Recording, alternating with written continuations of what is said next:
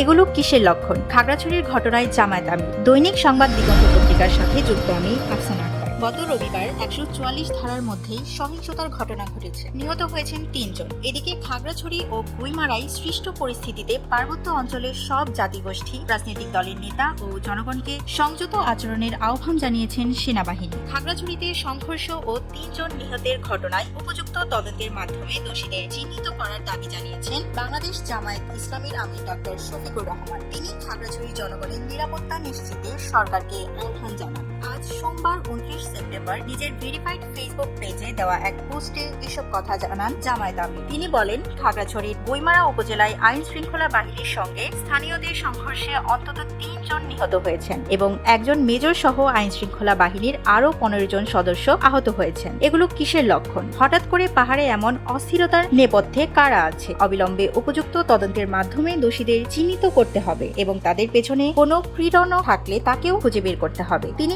আরও বলেন, খাগড়াছড়ি অখণ্ড বাংলাদেশেরই অংশ। জনগণ ও আইন শৃঙ্খলা রক্ষাকারী বাহিনীর নিরাপত্তা নিশ্চিত করা সরকারের অনস্বীকার্য দায়িত্ব। এ বিষয়ে যথাযথ দৃষ্টি দেওয়া এখন অত্যন্ত প্রয়োজন।